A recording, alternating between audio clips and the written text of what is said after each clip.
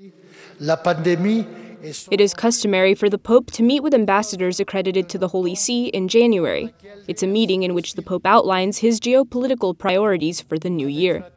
Pope Francis began his address by speaking about the pandemic and COVID-19 vaccines. He spoke in favor of vaccination, saying that caring for our health and the health of others is a moral obligation. La cura della salute rappresenta un obbligo morale. È auspicabile che istituzioni come l'Organizzazione Mondiale del Commercio e l'Organizzazione Mondiale della Proprietà Intellettuale adeguino i propri strumenti giuridici affinché le regole monopolistiche non costituiscano ulteriori ostacoli alla produzione e a un accesso organizzato e coerente alle cure a livello mondiale.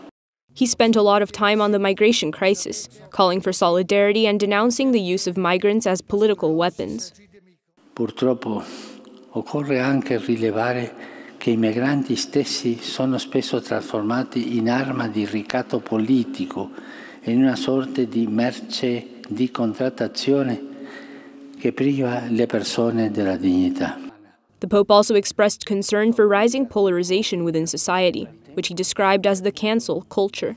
In nome della protezione delle diversità si finisce per cancellare il senso di ogni identità, con il rischio di far tacere le posizioni che difendono un'idea rispettosa ed equilibrata delle varie sensibilità.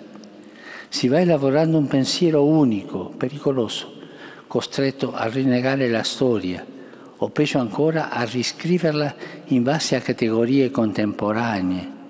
He then explained that there are permanent values which are valid in every circumstance. Non bisogna mai dimenticare che ci sono alcuni valori permanenti. Tali valori di base vanno al di là di ogni consenso.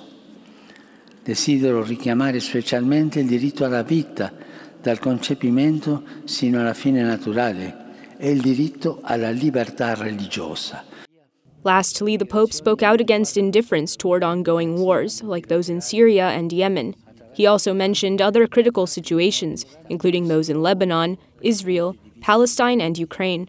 Chi possiede armi prima o poi finisce per utilizzarle, poiché, come diceva San Paolo VI, non si può amare con le armi offensive in pugno.